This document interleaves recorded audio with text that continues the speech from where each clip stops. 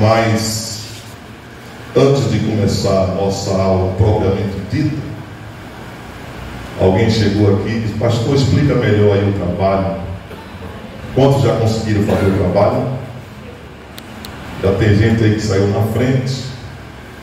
Teve alguns irmãos que se comunicaram comigo ao longo da semana, exatamente para dirimir algumas dúvidas, e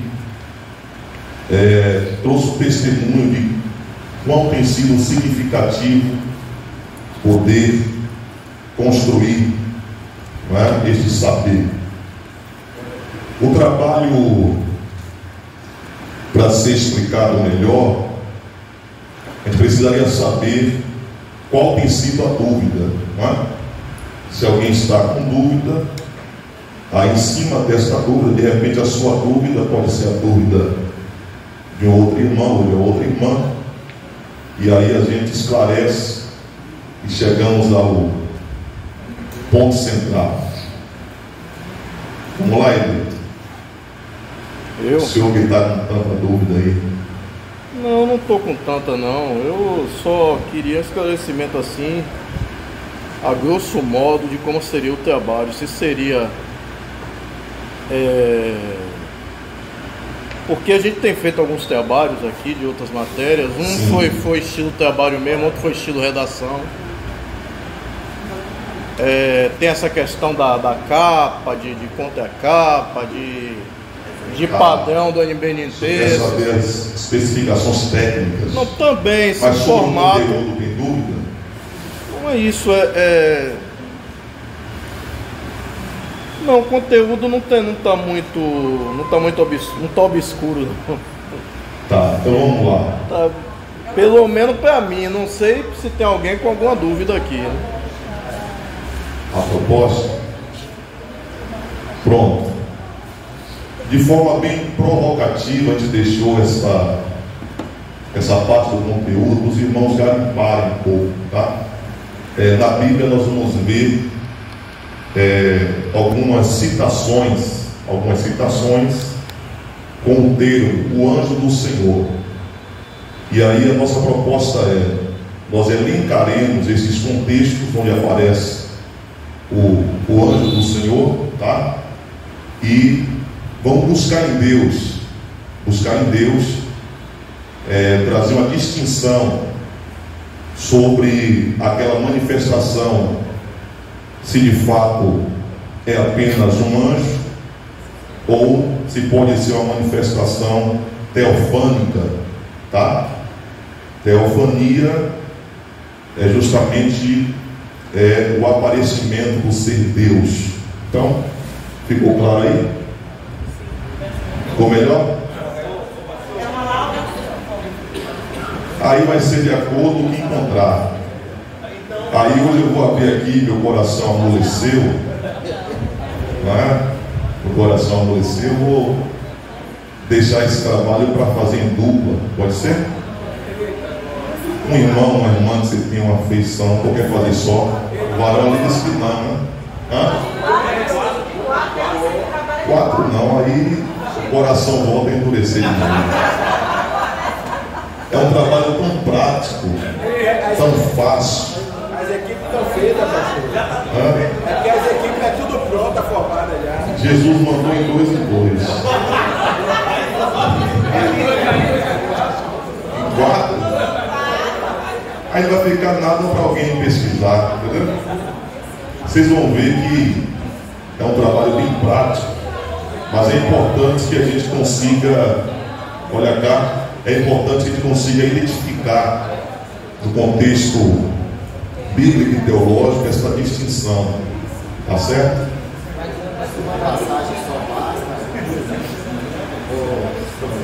Pronto, você vai pegar lá, aí só seria aula de hermenêutica, né? Mas uma concordância bíblica, e vai lhe ajudar com certeza a encontrar onde está notificado esses aparecimentos, tá? O termo, o anjo do Senhor, tá certo? E aí, a partir da sua leitura do texto, vai dar para você identificar se ali se trata tão somente de um anjo comum ou de uma manifestação teofânica, tá certo? É fácil. Vai, vamos caminhar? Algum livro? O livro da capa preta, a Bíblia. Mas de antemão, já que o senhor provocou, eu trago aqui para vocês que são teólogos, né? Tem 2 exemplares que é muito bom, que todo crente tem em casa. Essa aqui é uma teologia sistemática pentecostal. Aqui a reunião de alguns teólogos pentecostais, e melhor ainda, que são brasileiros. Pastor Antônio Gilberto, saudosa memória, né? Nós temos aqui Emai Cabral, nós temos Severino Pedro da Silva, nós temos um grande clã aqui de teólogos, uma linguagem bem simples, bem aplicável. Então, se os irmãos acharem interessante, ela custa baratinho, e parece que esse exemplar foi R$ 59,90, bem barato, tá?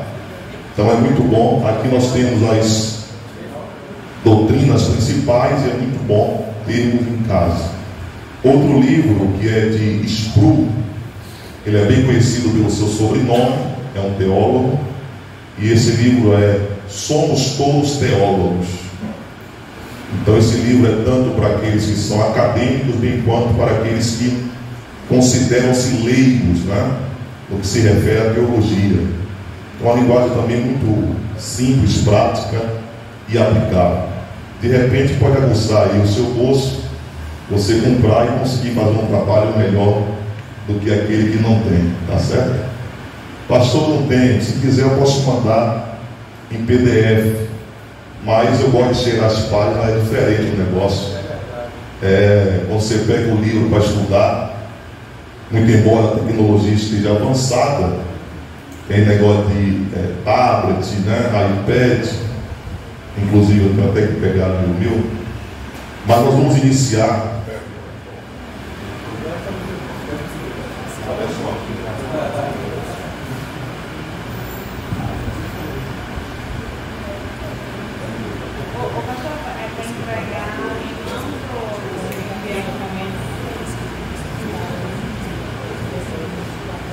É fácil,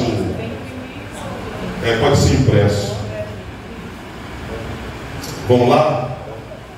Precisa correr hoje aqui, devido à exiguidade do tempo, e nós falamos justamente que este conteúdo da disciplina angelologia é um conteúdo muito extenso, de maneira que sempre a nossa intenção não é exaurir esse conteúdo, mas poder nos apropriar daquilo que for mais importante. Na última aula nós conseguimos concluir muita coisa, e vamos dar seguimento aqui falando sobre demonologia. E aí relembro aos irmãos que a intenção também não é trazer uma grande ênfase a Satanás e aos demônios, até porque o protagonista da Bíblia é o Senhor Jesus. Mas disse aos queridos que importante é nós conhecermos de maneira bem apropriada o nosso arquirrival, né? O adversário de Deus e o inimigo da igreja. Hoje nós vamos abordar, falando a respeito da existência do diabo, a natureza de Satanás, falaremos sobre os anjos caídos e, querendo Deus, iniciaremos de maneira propriamente dita o assunto referente à antropologia, tá? Antropologia, A proposta dessa disciplina, Criação 1, é exatamente falar sobre os seres angelicais e falar sobre a criação da humanidade. Então vamos lá. Falando sobre a existência de Satanás, a existência do diabo, a existência da serpente, não é? A existência do dragão, nomenclaturas que se referem de forma distinta ao mesmo ser, porém na aplicação dos seus contextos. Satanás é mencionado 177 vezes na Bíblia Sagrada, tá? No Antigo Testamento aparece de forma bem enfática. A sua primeira manifestação está no livro de Gênesis, no livro do princípio, quando há uma personificação do seu ser através da imagem da própria serpente. E ali, no versículo 1 e 4, é o diálogo exato da serpente para com os primeiros seres humanos, não é? Adão e Eva. E ali a proposta de Satanás é a mesma de sempre: enganar. E se nós tivéssemos tempo, nós iríamos falar justamente sobre os resultados da aceitação da proposta, não é? Da antiga serpente, quando Adão deu ouvido à sua sutileza, e quando Eva também deu ouvido à sua sutileza. Isso aí trouxe um impacto muito grande para a humanidade, de maneira que esta ação de pecaminosidade do homem não só afetou a humanidade, mas também toda a criação. E é por isso que está escrito em Romanos capítulo 8 que toda a natureza, toda a criação está gemendo com dores de parto, está anelando, vamos dizer assim, de forma parafraseando, está anelando, ansiando desesperadamente pelo aparecimento do Filho de Deus. E todos nós temos conhecimento aí que todas as vezes que Satanás se manifesta de maneira sutil, tentando nos fazer acreditar que a proposta dele é melhor do que a proposta de Deus, o seu argumento é tão profundo, ao passo que, se nós não tivermos fundamentados ou confiados naquilo que Deus nos falou, seríamos, né, alcançados por essa proposta. E nós vimos isso no segundo momento, quando o rei Davi, ele numera o povo. O rei Davi, 1 Crônicas 21, versículo 1 e 14, Davi, ele numerou o povo, ele criou um censo, exatamente para se dar conta se de fato ele teria capacidade de vencer o exército opositor ou não. Só que esta ação de Davi era uma manifestação bem clara de um ponto de dúvida, de um ponto de desconfiança. E Satanás, sabendo disso, incitou, né? Houve uma brecha, e por essa razão Davi enumerou o povo. Fato é que Deus permitiu que uma grande peste assolasse, né, o povo de Israel, e muitos deles foram mortos. A Bíblia nos dá conta aí de cerca de 70 mil pessoas morreram, porque por conta de uma decisão do rei Davi. A proposta era continuar confiando em Deus. Afinal de contas, o Senhor já havia dado provas cabais, não é? Em muitos momentos distintos de batalhas, de que de fato ele seria o responsável pela vitória do povo. E essa ação de Davi colocou em xeque aí a sua confiança, um terceiro aparecimento, e aqui eu já falei em um momento anterior, mas é um texto que fala com muita precisão sobre aquilo que de fato se refere à expressão do próprio nome Satanás, que é o adversário, não é? E eu falei sobre, na aula passada, eu falei sobre a figura do sumo sacerdote Josué, representando o povo de Israel, não é? E naquela ocasião, Satanás se opôs, e o anjo do Senhor aparece, e diz: o Senhor te repreenda, não é este um tição tirado do fogo? O Senhor que escolheu, não é, a Josué te repreenda.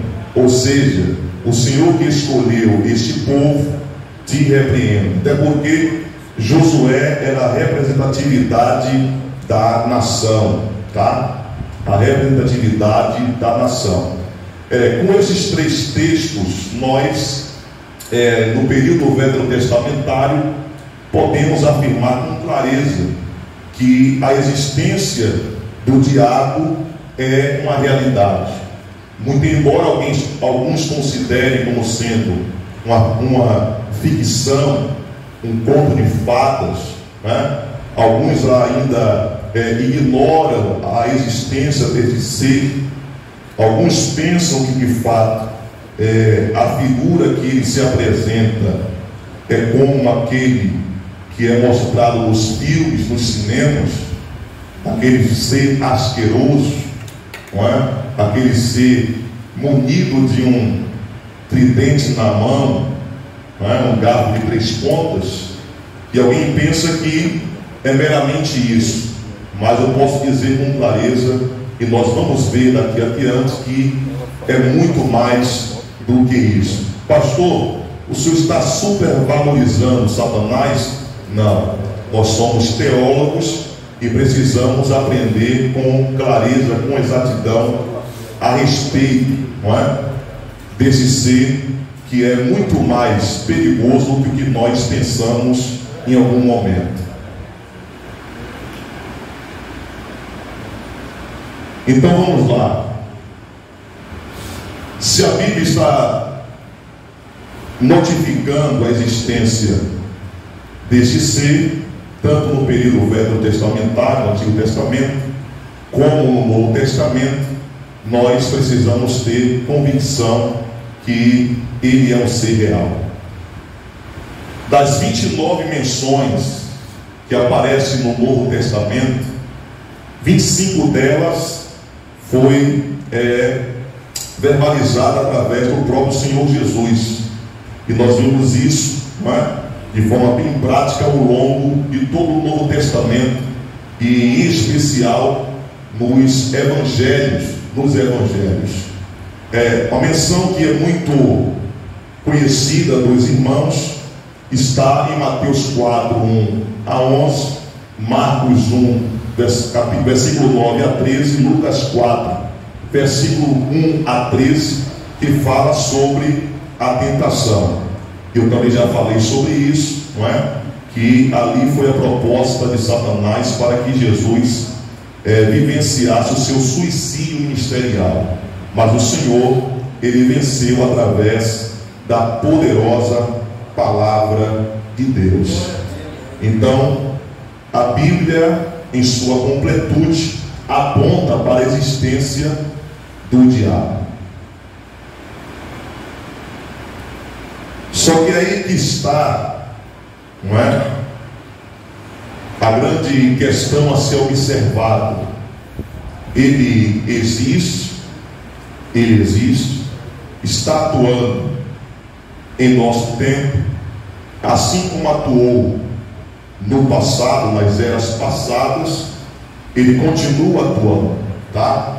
Mas nessa noite nós precisamos também reafirmar a nossa confiança de que Satanás, ele existe. No entanto, nós cremos que Cristo já estabeleceu o triunfo sobre ele. Amém ou não? Amém. Cristo já estabeleceu o triunfo sobre ele. Então não há razão para desespero.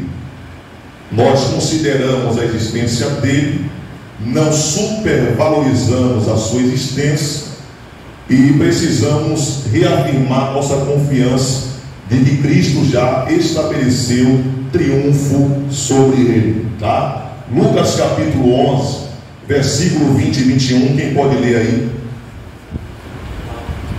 Ou todos nós lemos?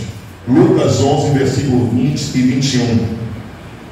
Mas se Jesus fenômenos pelo reino de Deus, certamente a vós é chegado o reino de Deus, quando uma valente guarda, armada na sua casa, em segurança está tudo quanto tem. Olha que coisa extraordinária. O Senhor Jesus, ele trazendo esta linguagem metafórica, não é?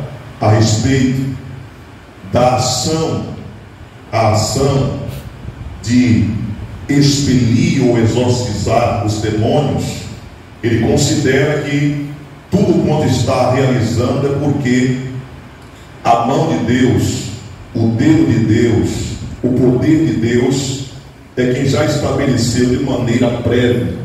Ele usa uma linguagem metafórica agora para dizer a respeito do valente. E esse valente é se referindo a quem? A quem, queridos? Se referindo a Satanás. O valente, né, guarda armado a sua casa, em segurança tudo quanto tem. Bom, nesse aspecto, no primeiro momento dá a entender que a figura do valente que se apresenta é a figura de Satanás. No entanto, quando nós consideramos o resultado da ação desse que está guardando a casa, nós começamos a enxergar sobre outro prisma. E esta ação inicial foi exatamente em tom de provocação, porque quando nós observamos o texto, nós não podemos passar desapercebido a respeito daquilo que de fato Jesus está querendo considerar. Se a linguagem é uma linguagem de forma direta, simbólica ou metafórica, aí nós precisamos examinar de maneira mais detida com o contexto, não é? Sobre o que é que Jesus está querendo mostrar para nós. Na Bíblia, em muitos momentos, quando nós percebemos a expressão valente, logo alguém faz uma correlação com Satanás, mas não aqui. Jesus, ele manifesta ou atribui todo o poder a Deus, e de forma sequenciada ele mostra que a figura daquele que está imbuído do poder na ação de proteção em relação à sua casa, tudo quanto ele propôs proteger permanecerá em segurança. Isso aqui fala de um estado que pode ser considerado inabalável. O Senhor Jesus já decretou a falência do diabo. Ele resolveu proteger, e se ele resolveu proteger, não haverá bombardeio da parte do inimigo. Amém, irmãos? Hebreus capítulo 2, versículo 14 e 15. Vamos ler? Vamos ler, queridos?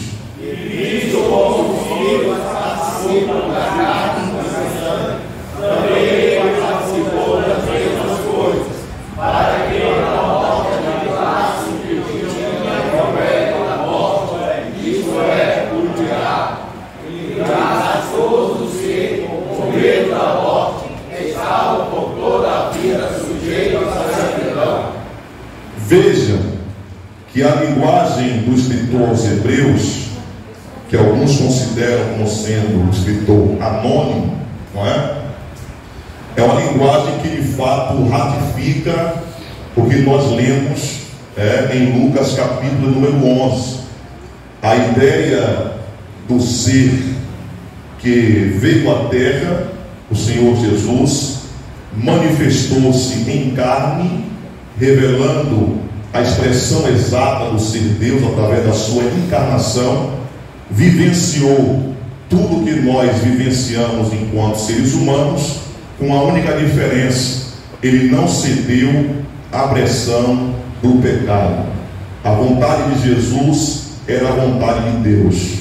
A comida de Jesus era fazer a vontade do Pai, e por essa razão, de maneira obediente, ele foi à cruz. E quando foi à cruz, ele desbaratou, não é? Ele destituiu toda a ameaça da morte que estava sobre nós, e também a ação de Satanás, que é aquele que é responsável em gerar morte para a humanidade. As chaves da morte, não é? E do inferno está nas mãos de quem? De Jesus.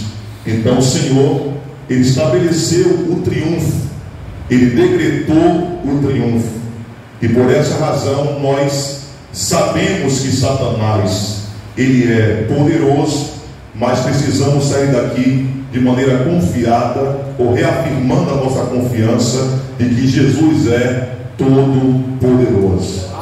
Satanás é poderoso, e nós não podemos invalidar esta verdade, muito embora alguns considerem que ele é um ser inofensivo, mas a Bíblia diz que de fato ele é poderoso. Mas Jesus, ele é todo poderoso, e é isso que faz a diferença para nós. Então, se Jesus venceu, não é? Não fala que ele vencerá, fala de um estado permanente e presente. Se Jesus venceu, nós também, através da fé, somos o quê? Alguém falou que é vencedor, mas a Bíblia diz que em Jesus somos mais do que vencedores. Está escrito em Romanos capítulo 8, não é? Em Jesus nós somos mais do que vencedores. Se nós temos confiança que Jesus estabeleceu de maneira permanente o triunfo, se ele venceu, nós também somos mais do que vencedores. E através da fé, não é? Nós conseguiremos vencer o nosso adversário. Tiago traz um texto aí no capítulo 4, versículo 7. Ele diz: sujeitai-vos, pois, a Deus, resistir ao diabo, e ele fugirá de vós. Qual é a maneira de nós vencermos o diabo? Como? Resistindo? Há uma ação primária aí, não há? A maneira de nós vencermos Satanás, primariamente, é sujeitando-nos a Deus, nos rendendo a Deus, não é? Obedecendo a Deus, desistindo de nós mesmos, para que Deus de fato estabeleça, através de Jesus, o senhorio sobre as nossas vidas. Então a maneira de nós vencermos Satanás é nos sujeitando a Deus, a sua vontade, não é? Resistindo ao diabo, e com certeza ele fugirá de nós. Para o crente que está em constante obediência a Deus, ele consegue resistir a Satanás. A resistência, não é? É uma manifestação de alguém que se posiciona. Eu estou posicionado aqui, eu estou postado aos meus pés ao chão, com as pernas, não é? Distanciadas uma da outra. Se alguém tentar me empurrar aqui para trás, vai ser difícil me derrubar, sim ou não? Porque nós conseguimos resistir ao diabo dessa mesma maneira, nos posicionando na presença de Deus, nos sujeitando à vontade de Deus. E todas as vezes que Satanás tentar nos pressionar para nos derrubar, ele não vai conseguir. E se ele não consegue, ele vai fugir de nós. Olha que maravilha! Ele vai fugir de nós. Qual é o entendimento? Com ele eu não posso, com ela eu não posso. Então a alternativa é fugir, porque ele está sujeitado ao Senhor, ela está sujeitada ao Senhor, ela está firme no propósito, aleluia. E por essa razão Satanás partirá em retirada em nome de Jesus. Romanos 16, quem pode ler aí? Debaixo dos vossos pés, a graça do nosso Senhor Jesus Cristo seja convosco. Amém. O que é que nós entendemos quando lemos este versículo 20 de Romanos 16? O que é que nós entendemos aí? Há uma promessa, não há? A promessa está lá no Gênesis, quando fala sobre o ferimento do calcanhar, não fala? Mas fala o que também? Que a cabeça seria o quê? Só que é interessante, queridos, que nesse texto aqui, olha a expressão de Paulo à igreja de Roma. Ele diz: e o Deus de paz esmagará em breve Satanás debaixo dos vossos pés. Esses vossos está se referindo a quem? Só a Jesus? Vamos lá? Só a Jesus? De repente ele passa por esse texto de maneira que está percebido e não enxerga esta pérola que aí está escondida, não é? E o Deus de paz esmagará em breve Satanás debaixo dos vossos pés. E aí há uma promessa e há também o estabelecimento, não é, de uma graça permanente e presente na vida dos irmãos de Roma. E a graça do nosso Senhor Jesus Cristo seja convosco. Amém. Pela graça que nós recebemos, não é? Essa graça nos habilita a esperar a promessa que Deus nos fez, nos dando condição de a cada dia reafirmarmos a nossa fé com interesse de coração, e que de fato esse dia vai chegar e é apenas uma questão de tempo. Mas para aqueles que vivem pela fé, já conseguem ver Satanás debaixo dos seus pés. Se Cristo venceu, se Cristo é vencedor, a igreja também é vencedora. E é isso que nós precisamos pensar. Quando pensarmos no assunto, não é? Ou no conteúdo a respeito de Satanás e os demônios, não podemos ser negligentes ao ponto de acharmos que estamos tratando de um ser qualquer. Não, estamos falando do arquirrival de Deus e o inimigo da igreja. Mas precisamos também pensar que o nosso Senhor Jesus já estabeleceu a vitória para a sua igreja. Triunfo do crente. Vamos caminhar um pouco mais, falando aí agora sobre a natureza de Satanás. Em João 8,44 fala-nos exatamente sobre algumas ações comportamentais desse arqui-inimigo de Deus e da igreja. João 8,44 diz que ele é homicida, mentiroso e pai da mentira. E nesse ensino que Jesus propõe aos seus discípulos de maneira inicial, aqueles que estavam vivendo com ele ali, o Senhor Jesus, ele acende uma luz de alerta para nós, dizendo que todos aqueles que mentem também constituem-se em filhos do diabo. É por essa razão que nós não podemos criar uma escala de valores quando nós nos referimos ao pecado. Tem pessoas que pensam que existe pecadinho e pecadão, não é? Pecados pequenos e pecados gigantescos.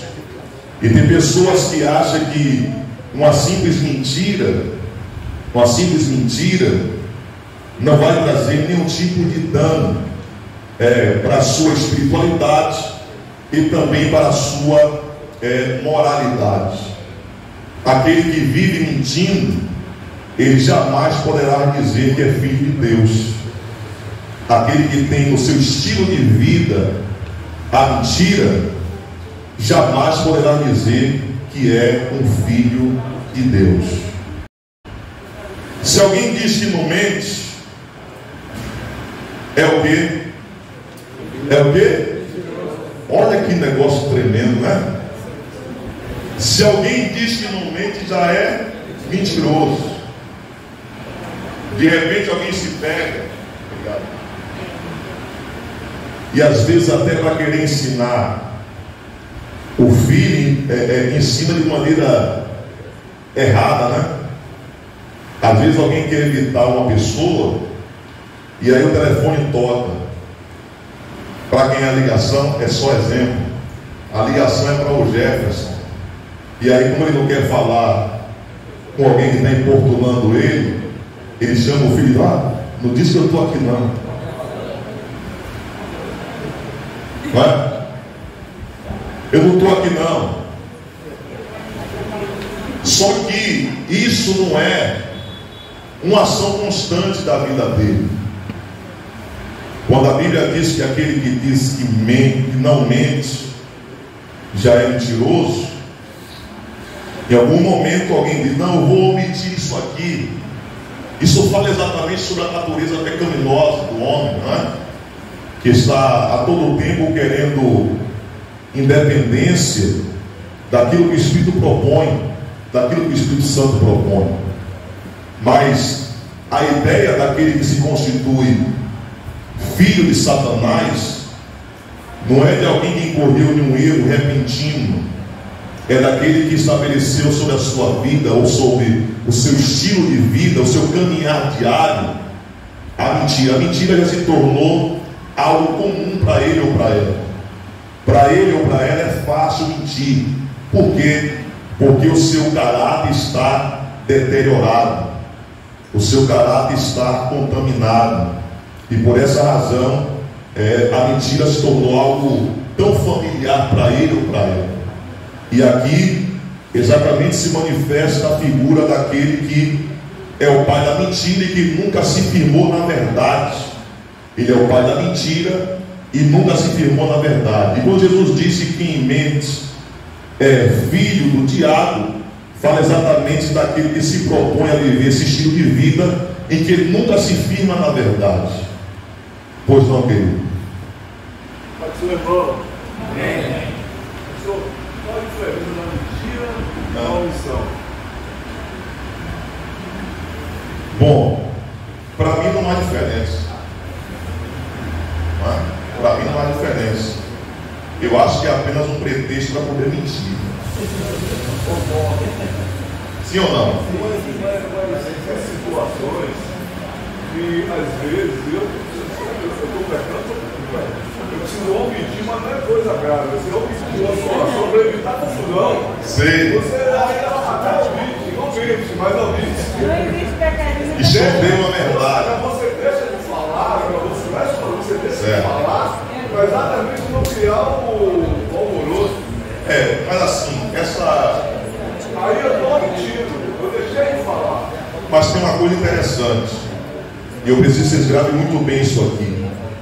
Diga assim: a verdade pode demorar a aparecer, mas nunca será sepultada do esquecimento.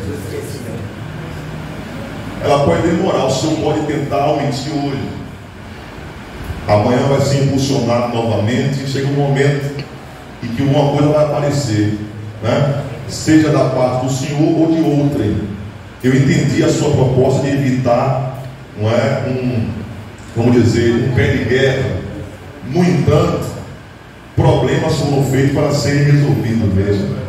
Então a verdade é inegociável, tá? Francilei. O pastor falando e vai falar acerca do caráter do homem. Que a palavra que o homem fala, ele tem que agir do mesmo jeito que ele está falando, entendeu? A ação dele tem que ser juntamente com as suas palavras. Porque se o homem fala e não age da forma que ele falou, o caráter dele justamente é deteriorado. Aí é que está.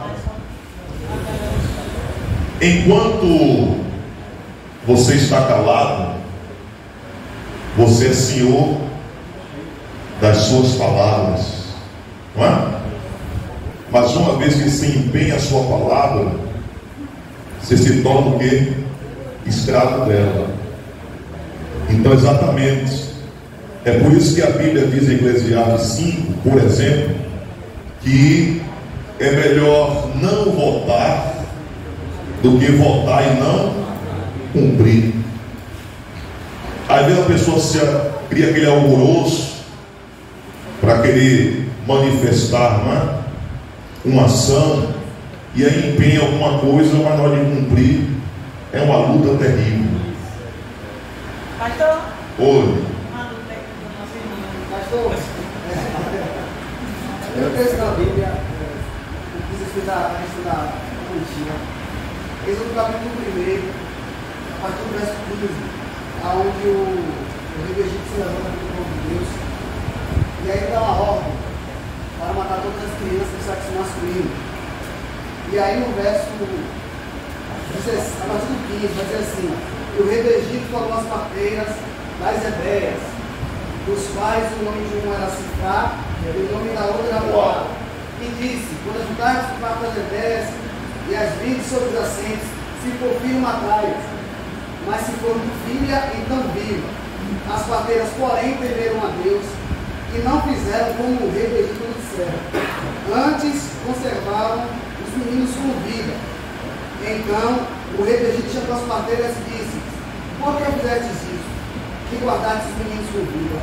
E esse aqui é o ponto principal. Certo. E as parteiras disseram a Faraó: é que as mulheres hebreias não são como as egípcias, porque são vivas e já têm dado à luz os filhos antes que a parteira venha a elas. A minha pergunta é: aqui é uma estratégia ou é uma mentira? Porque no 20 confirma dizendo: portanto Deus fez bem as parteiras e o povo se aumentou e se fortaleceu muito. Eu vou pelo final e chego o que você quer falar aí, tá? Algum momento foi Deus que mandou elas mentir? Não é? Pronto. Nenhum momento você vai ver Deus mandando alguém mentir, porque senão seria contraditório. Pelo contrário, está lá escrito nos 10 mandamentos, não está? Não o quê? Pronto. Então interessante que também o próprio Abraão, quando alguém se namorou lá com Sara, né? E aí? Pronto. Mas foi Deus que mandou? Isso revela, se alguém considerar a hipótese, a gente sabe que a intenção dele não foi essa, mas para que alguém que queira colocar mãos quentes, né? É minha irmã, aí está se referindo ao quê?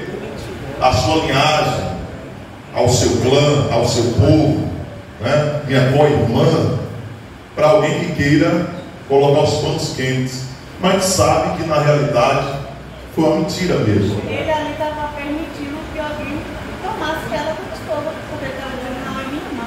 E foi pior, né? E aí depois que o negócio começou a apertar, ele quis voltar atrás. Vamos lá, que hoje até meia-noite, viu? Lá. Nesse caso, ele foi uma missão dele que era parente dela. Sim. Mas é uma mentira travestida, né? A gente sabe que na consciência dele era a esposa de papel passado, né? Quando a gente vai fazer o aniversário surpresa,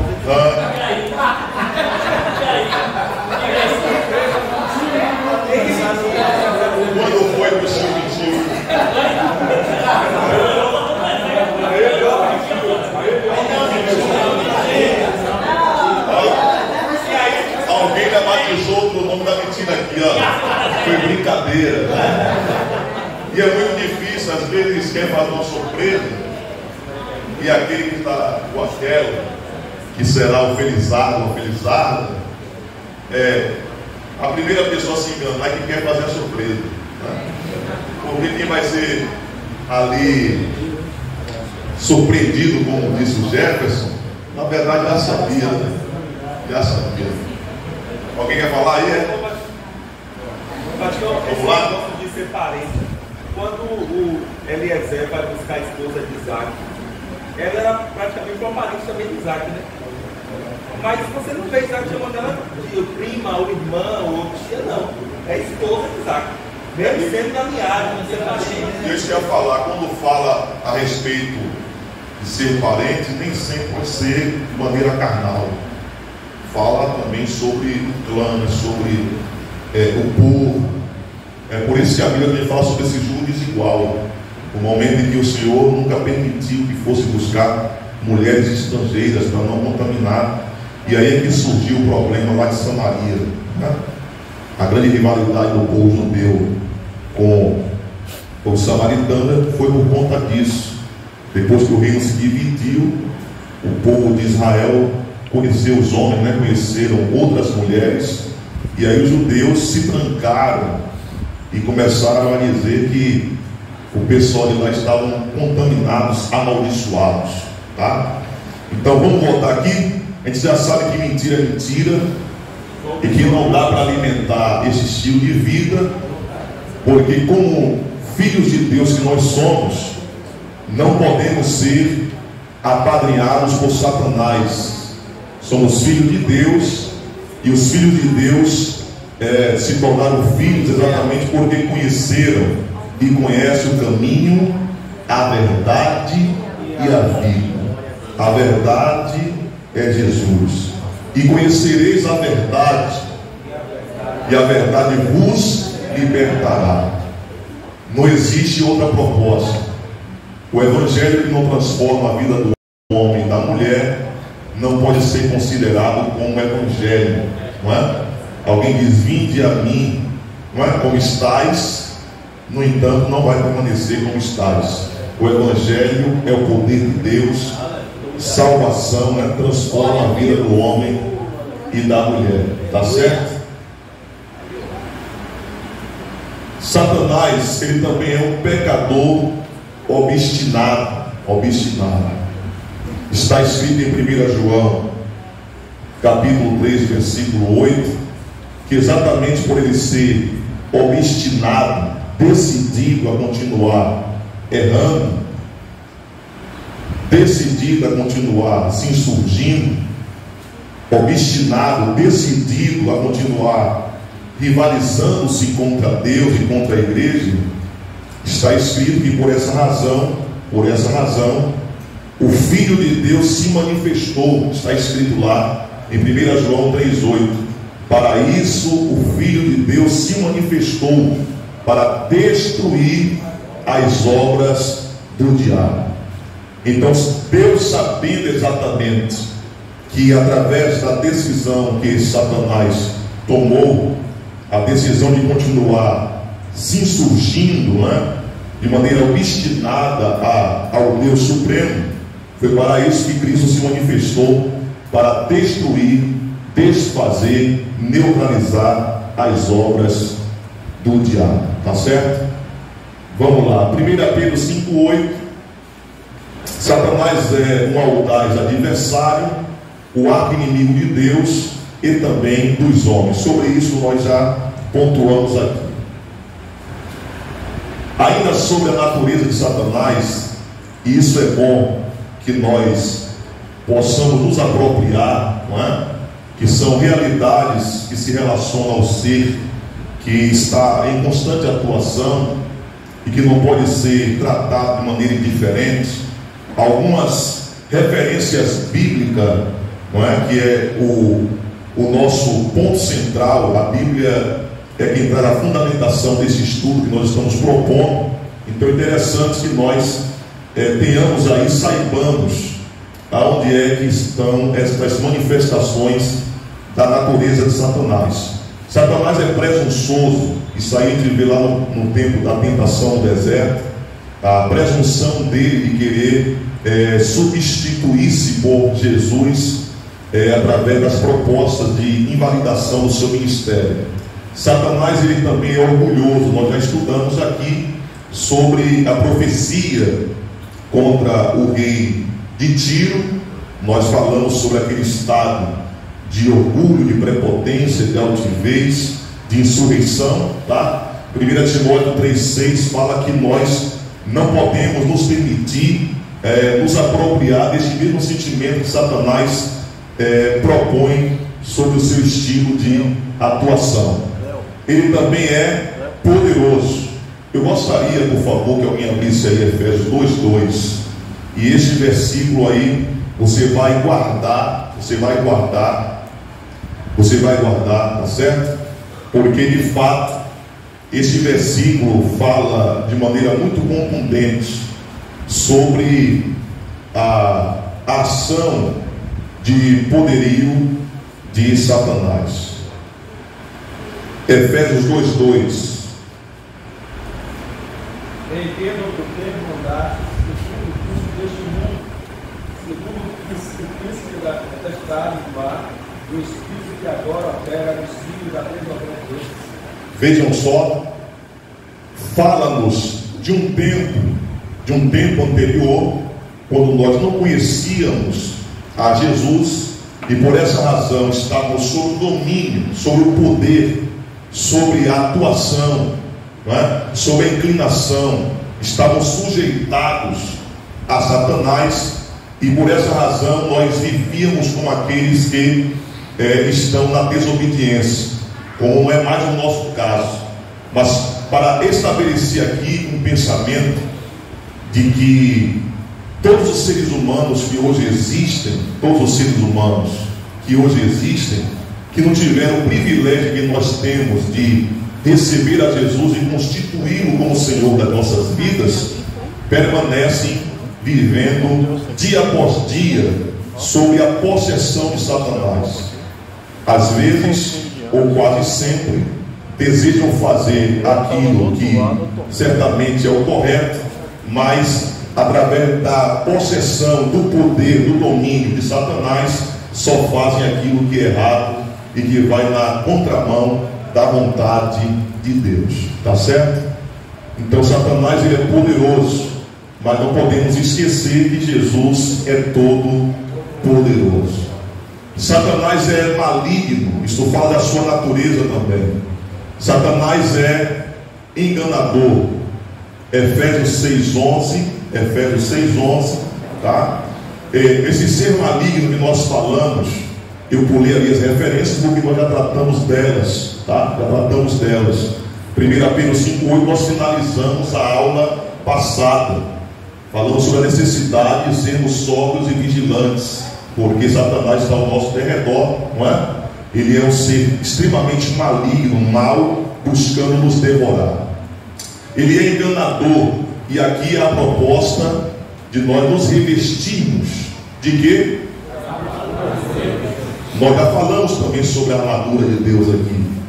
A armadura, ela funciona sobre um corpo, sobre um ser que está vestido de santidade.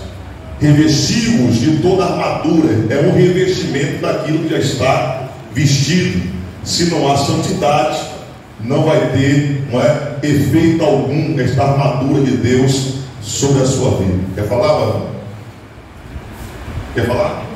É o seu bem, tá assim? Não? Tá. Então, falando da ferocidade e crueldade que é peculiar da natureza de Satanás, é o mesmo versículo de 1 Pedro 5:8, tá? E Apocalipse 12:7, 2 Coríntios 2:11, que fala que nós não devemos ignorar os seus ardis. Nós não falamos aqui o que é ardis, o que são os ardis de Satanás? Quem lembra? Se cair na prova, quem lembra? Neomata significa o que? Presbítero Helder, o senhor falou aí agora. Os ardis, não é? Articulações, pensamentos, intentos, projetos. E Paulo, dirigindo a sua fala à igreja de Corinto, tratando exatamente dos mecanismos ou estratagemas de Satanás, ele diz que nós não podemos ignorar o que? O seu poder, não é? Ignorar a sua ação sobre este mundo. E por isso há uma recomendação de nós estarmos revestidos da armadura para combatermos, e não só combatermos, mas também ficarmos firmes na presença do Senhor. Bom, nós entendemos sobre a sua natureza, entendemos que de fato ele é um ser poderoso, mas em continuidade à ação do poderio de Jesus, nós podemos perceber com clareza que Satanás ele está em atuação neste mundo, está em atuação. No entanto, ele está com as suas ações limitadas. As suas atividades são limitadas. Limitadas ao que, pastor? Limitadas à vontade de Deus. Houve uma provocação aqui, nós vamos falar daqui a pouco. Judas capítulo 1, versículo 6. Lembra? Presbítero Paulo André. Quando está escrito lá que uma parte dos anjos caídos ficaram o quê? Em prisões. De pronto emprego nós verificamos que não há uma ação autônoma dos demônios para realizarem aquilo que querem. Se logo no primeiro momento em que eles foram expulsos, o Senhor já tratou de os aprisionar, isto revela que eles são poderosos, mas não são tão poderosos assim em relação ao nosso Senhor Jesus. E bom será se nós entendermos que o mesmo poder que está em Jesus está sobre as nossas vidas. Amém, irmãos? Amém. João 12, versículo 31 a seguir diz: agora é o juízo deste mundo, agora será expulso o príncipe deste mundo. Essa fala de Jesus é se referindo de maneira diretiva ao tempo do fim, tá? Ao tempo do fim. O Senhor estabelece a expulsão total de Satanás de todo o domínio desse sistema mundano, tá? Ele é considerado o príncipe deste mundo. Isso aí é uma linguagem metafórica para se referir exatamente à sua sala de comando. Ele está governando as mentes ímpias, ele está atuando na cultura, está atuando, né, nas faculdades, está atuando na economia, ele está atuando nos governos. Satanás ele está como o príncipe deste mundo, atuando em várias áreas, né, deste presente século.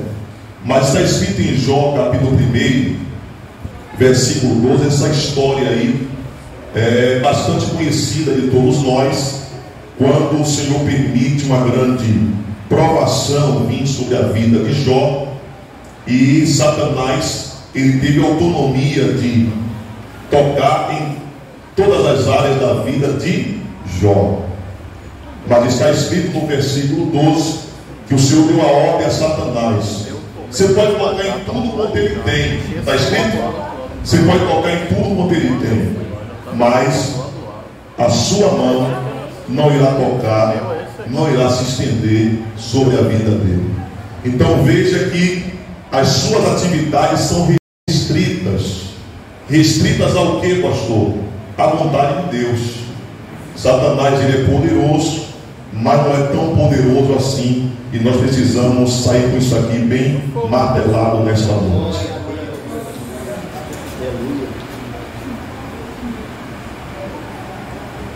Vamos lá.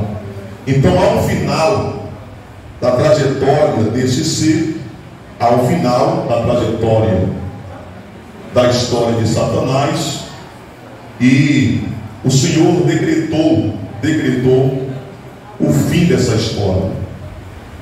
Os seus dias, como podemos parafrasear aqui para o entendimento, estão com os minutos, os segundos, os milésimos de segundos marcados para se encerrar, não é? Então, Gênesis 3, 14 e 15 foi aonde eu me referi mais cedo, onde a promessa de que o Senhor haveria de esmagar a cabeça da serpente. O Senhor haveria de esmagar a cabeça da serpente. Eu já falei sobre aquele texto ali em 1 João 3,8. Para isso o Filho de Deus se manifestou, para destruir as obras de Satanás. Colossenses 2,15 fala que o Senhor, de maneira pública, haverá de destruir todo o principado, tá? E Lucas 11:22, o texto que nós lemos também se referindo à manifestação do poder de Jesus em destituir, em derrotar, em desarmar, em despojar Satanás, tá bom? Então, o final da sua história, ou melhor, da sua maldita história, já está pré-definida por Deus. Ronaldo quer falar. Ah, deu glória? Seu glória foi fraco, deu glória forte aí. Glória a Deus. Amém. O senhor balançou a mão assim, eu falei, mas você queria falar. Ainda sobre o final da história de Satanás, aqui nós traçamos um panorama, não é? Uma visão mais ampliada, uma visão mais detida sobre o cronograma profético de Deus a respeito do final de Satanás. Apocalipse 12, 7 e 9 fala que nesse período da grande tribulação ele será lançado da esfera, né, celeste para a terra. Onde é que Satanás habita hoje? Aonde? Na região? É por isso que está escrito lá, né, em Efésios 6, não temos que lutar nem contra a carne, nem contra o sangue, mas contra aonde? Nas regiões celestiais. Então chegará o dia em que ele será lançado de lá para a terra, e nós vimos isso também em Lucas capítulo 10, não é? E neste ponto é o ponto inicial, Apocalipse 12, 7 e 9. Lá nós vamos ver a referência de maneira distinta, tanto do diabo, tanto de Satanás, tanto da antiga serpente, bem como do dragão. Mas aí está se referindo a quem? A quantos seres? Quantos? Quantos? Quem acha que são 4? Levanta a mão. Alguém gritou em 4, mas foi pela impulsão aqui, né, dos 4 dedos, né? Foi eu na hora que eu fui. Bom, nós fizemos questão de enfatizar isso, porque os irmãos lembram que o contexto é que vai nos dar exatamente a esfera de atuação desse ser, não é? Desse ser maligno. Então, lá em Apocalipse 12, em todo o seu contexto ali, há uma manifestação desses nomes, mas se referindo ao único ser, tá? Ele será lançado abaixo. No milênio será aprisionado no abismo, Apocalipse 20, de 1 a 3. Versículo 7 e 8 mostra que ele será solto por um período curto de tempo, e depois de 1000 anos será lançado no lago de fogo. Lago de fogo, tá? Lago de fogo, no grego genoma, né? Lago de fogo. E aí também, se tivéssemos tempo, falaríamos. Tem gente que confunde aí lago de fogo, não é? Com o Hades, com o Sheol, não é? Então são assuntos que é importante nós conhecermos. Uma coisa é, todos esses lugares serão reunidos no inferno, tá?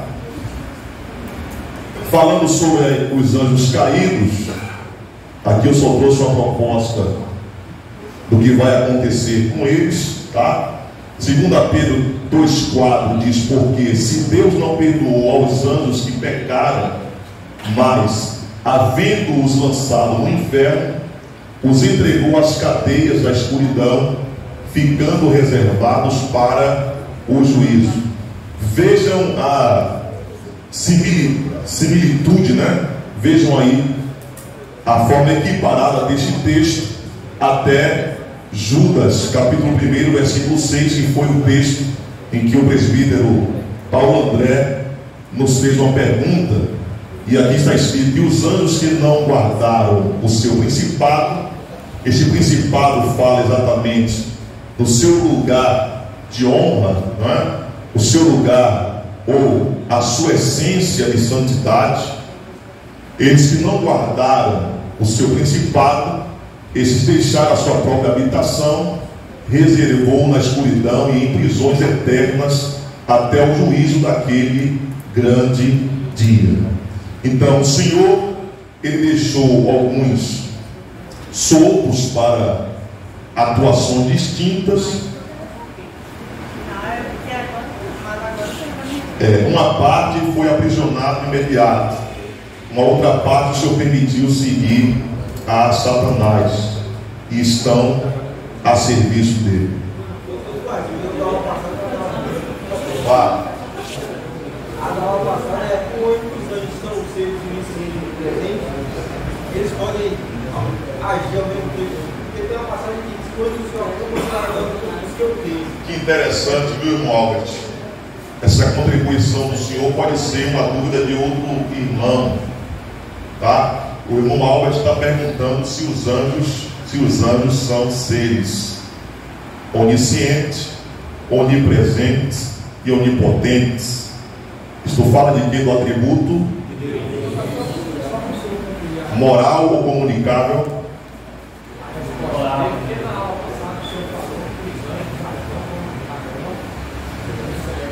E a gente, e eu e ele, nós vimos esse texto. Só que eu li um livro, e no livro também vai dizer que a habitação dos anjos é celestial mesmo. Sim. Mas quando a gente fala de acampar, é alguém que planta algo próximo, né?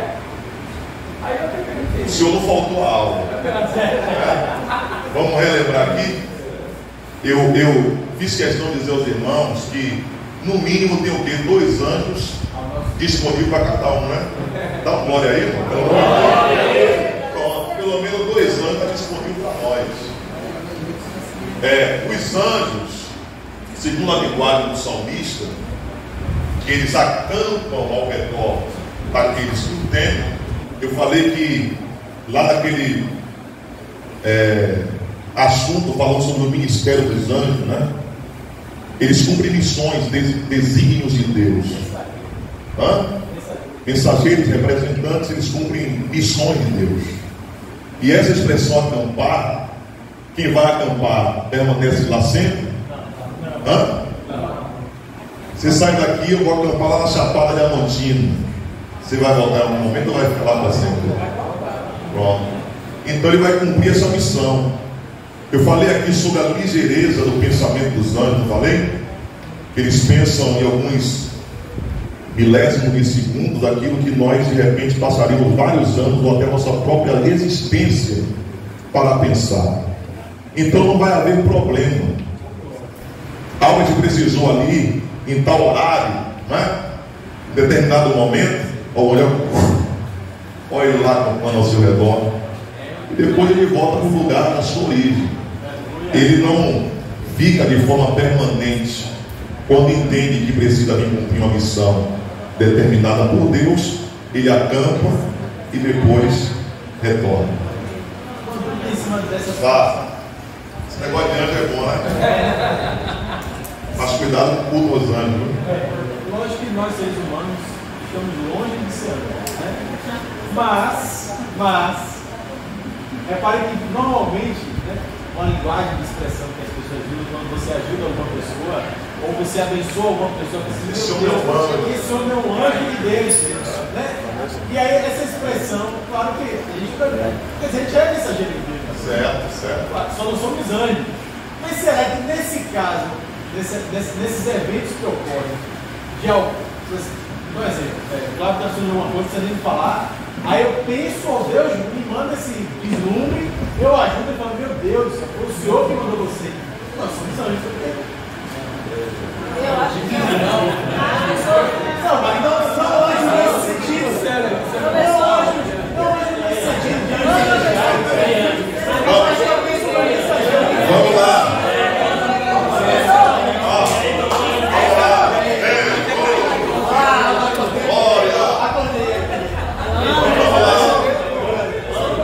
Deixa o negócio de ser mensageiro. É melhor ser profeta, viu, do que ser. Tá certo? É para dar agora ou quer falar?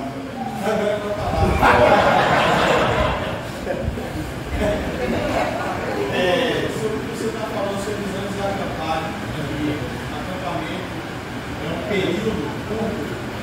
A expressão. Culto ou não? A expressão que é utilizada para Jesus, se fez carne e habitou, a palavra original é Tabernaculoso. É um breve período, ou seja, ele veio aqui, foi, e um dia vai voltar novamente. Então a expressão que eu praticamente aí está falando, deixaram a sua própria habitação, ou seja, deixaram o local para qual eles estavam habituados para ir para esse lugar de escuridão. O senhor é crente mesmo. Bênção. Então, a partir da sua contribuição do Alan e do nosso irmão Albert Francis, dá para a gente ter uma visão de que está havendo esse entendimento. Só que a irmã também quer falar ali, não quer? Eu só ia falar em relação ao que ele falou, né? É quando a gente faz a boa. Uma boa ação, né? Mas isso é fruto do Espírito Santo. É bênção. Não é para poder transformar ou promover, né, o ser humano ao estado angelical, né? Uma massa.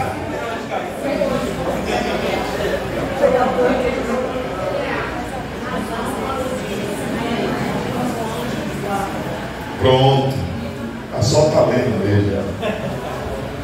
Aí eles dizem, né, que o anjo de guarda dele é Rafael. É sempre El, né, para se referir à divindade. Rafael, Miguel, né? Na verdade, esse entendimento da Igreja Católica é totalmente discrepante daquilo que a Bíblia propõe. Certo é que estão à disposição. Quando Deus mostra a sua irmã para poder ajudar os nossos, não deixa de ser uma revelação do Senhor para ele poder estar ajudando o irmão, não algo angelical no termo, entendeu? É a ação do Espírito Santo. A irmã pontuou em sincronia com o senhor aí, realmente falando de um estado de alguém que experimenta as virtudes do Espírito Santo, e porque experimenta, reconhece que a manifestação desse amor é importante de ser vivida, né, todo o tempo. E todo momento que a gente faz uma boa ação, não é para nos trazer promoção não, porque a gente não vai ser salvo pelas obras, né? Seremos salvos pela graça, mas nós seremos galardoados, e isso é muito bom. Amém? Agora não quer andar mais não, e aí? Acabou a bateria. Ah, entendi aqui. Acabei desligando. Pronto, vamos lá para concluir essa parte e tentar avançar, não é? Sobre os anjos caídos ainda, a sua queda, ou a queda deles, é um fato. E por que é um fato? Por quê? Porque já caiu, é ótimo. Pronto. E por que é um fato? É um fato porque realmente está prescrito na Bíblia. E se a Bíblia é inerrante, se a Bíblia é fiel e verdadeira, se ela está dizendo o que aconteceu, é um fato, não é? Aconteceu. Gênesis capítulo 1, o texto relata que tudo que Deus havia feito era o quê? Bom. Essa expressão tem pelo menos 7 vezes. E Deus fez, não é? E Deus criou e viu que era bom. E viu Deus tudo quanto tinha feito, e esse que era bom. Então está escrito no versículo 31. tá? E sobre essa perspectiva, tudo que Deus fez sendo bom, isso não se refere à manifestação dos anjos caídos, tá? Até porque quando Deus criou os seres angelicais, eu falei que quando eles não valorizaram o que lá em cima, o seu principado, o seu estado de santidade, não é? O seu estado, vamos dizer assim, moral, assemelhado ali a tudo aquilo que Deus havia estabelecido sobre eles. Então Deus fez os seres angelicais e viu que era bom, mas não foi bom o fato deles haverem caído, tá bom? E qual foi a época da queda dos anjos? Qual foi? Quem? A Bíblia não diz, não. Se a Bíblia não diz, com exatidão, a gente sabe que é um fato, porque a Bíblia fala sobre isso, não é? Mas sobre o tempo em que isso aconteceu, nós não podemos afirmar. Foi o quê? Antes da criação. Antes da criação? Será?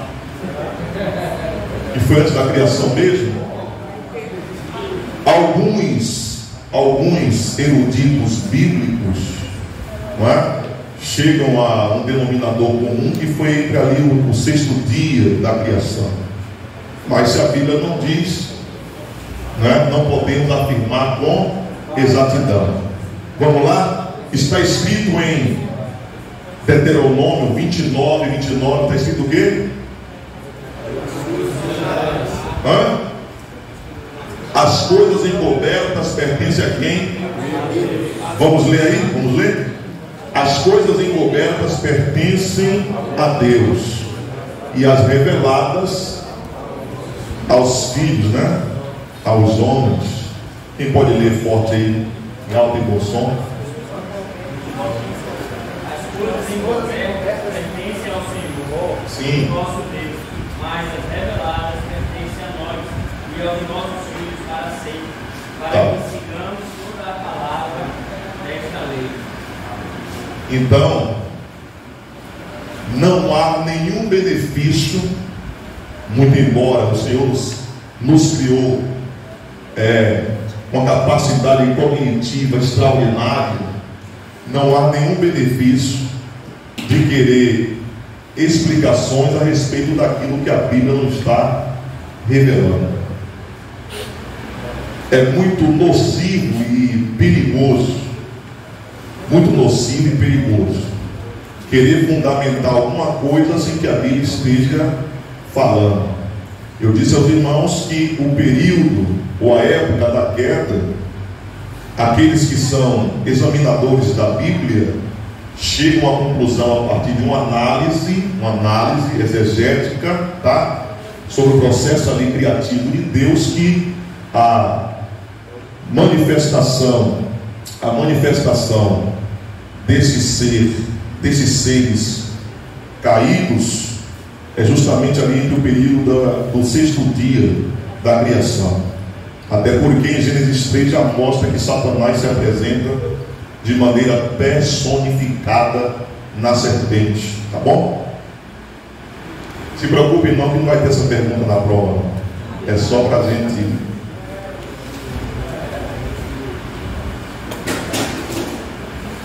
Aí está sobre o resultado da queda. A queda é um fato, não sabemos a época da queda, mas sabemos que houve alguns resultados, não é? Da queda desses seres. Nós sabemos que existem alguns resultados, muitos resultados, e por essa razão nós precisamos estar sempre revestidos das armaduras espirituais. Ainda sobre os anjos caídos, este grande missionário Lawrence Olson disse que os anjos ocupam posições de autoridade sobre as nações e sobre os povos. Esses seres ocupam posições estratégicas sobre os povos e sobre as nações. Eu falei que a esfera de atuação deles está, relacionada aí a todas as áreas da vida humana, e eles atuam exatamente no ponto central ali dos governantes, tá? E nós vimos isso com clareza em Daniel 10, 11 a 13. Vamos ler bem forte e eu trago uma explicação para a gente finalizar. Disse Daniel, homem muito amado, entende as palavras que eu vou dizer e levanta-te sobre os teus pés, porque a ti sou enviado. E falando ele comigo essas palavras, levantei tremendo.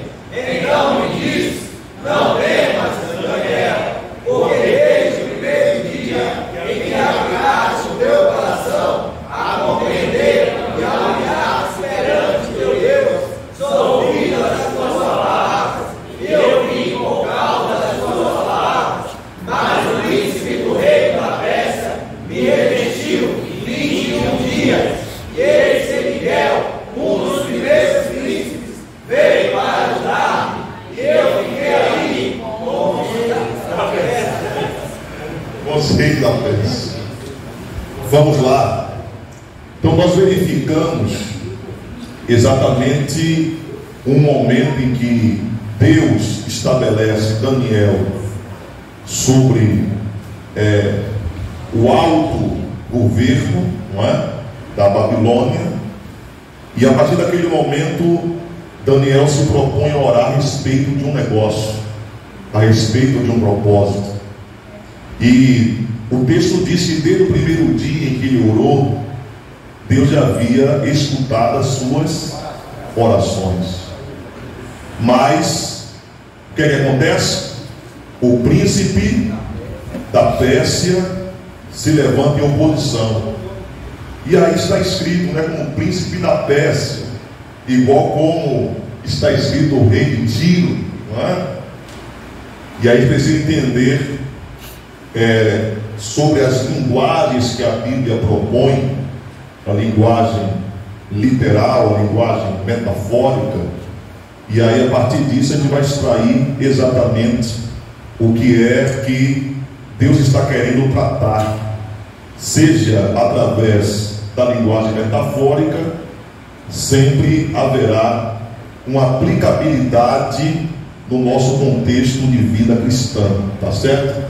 Todas as vezes que Jesus narrava ou contava uma parábola, por exemplo, que na linguagem portuguesa trata-se de uma metáfora, as parábolas do grego parabolei significa colocar coisas semelhantes lado a lado, seja algo do cotidiano ou não, coisas semelhantes lado a lado, a fim de estabelecer uma comparação e extrair lições espirituais.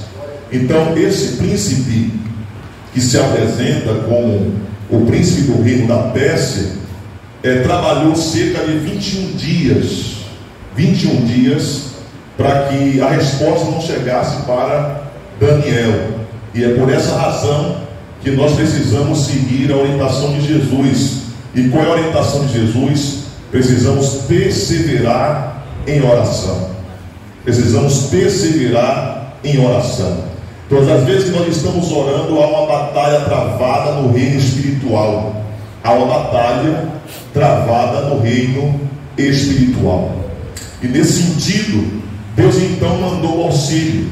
Mandou quem? Miguel. E como é o nome desse arcanjo? Miguel, sim. Mas qual é o significado? Homem de Deus. Como? Homem de Deus. Quem pode se assemelhar a Deus? Quem pode se comparar a Deus? Você vai ler a Bíblia e aonde se encontrar Miguel, só se refere a um único ser, tá? Só existe este arcanjo Miguel, tá? Não existe outro. Ele sempre quer ser imitado. O Miguel é príncipe, e é pertinente a Israel, o príncipe também da igreja, que é a minha conjectura do Miguel, que é príncipe da hierarquia, seria também para cada nação ter um Isto fala dos governos, não é? Alguns pensadores têm daquela escala de atuação, ou esfera de atuação. Alguém diz, por exemplo, só para a gente entender aqui, que as hostes, a esfera dela é, vamos dizer, municipal. A atuação dos principados é de esfera estadual, tá? As potestades é de atuação nacional. E aí, diga mais um aí. Dominadores é de ação internacional, por assim dizer. Alguns dizem, tá? Mas, se referindo a esse contexto, aqui a Bíblia só nos propõe essa representatividade de Miguel a serviço do bem e do príncipe do reino da Pérsia a serviço do mal. Certo é que Miguel se levantou para pelejar esta peleja de Daniel e fez com que a sua vitória chegasse em suas mãos. Amém? Aqui a gente conclui, e eu fiz aqui uma síntese, tá? Reconhecer a realidade de Satanás, levar a sério a sua oposição, ficar atento à sua estratégia, levar em conta a guerra contínua com ele, não é cair no conceito dualista de dois deuses, um bom e outro mau, guerreando um contra o outro, não é? Satanás é uma criatura sobre-humana, mas não é divino. Ele tem muito conhecimento e poder, mas não é onisciente, nem onipotente e nem onipresente. Ele é um rebelde derrotado e não tem mais nada além daquele, não é? Ou melhor, daquilo que Deus lhe permite exercer, e está destinado ao lago de fogo. Amém? Então aqui nós vamos encerrar este conteúdo. Eu queria iniciar essa parte aqui primária de antropologia, mas aí os irmãos decidem se a gente inicia ou deixa para a próxima semana. Próxima semana a gente corre então um pouquinho, né? Certo, então vamos concluir aqui. Na próxima semana a gente inicia antropologia. Pois não?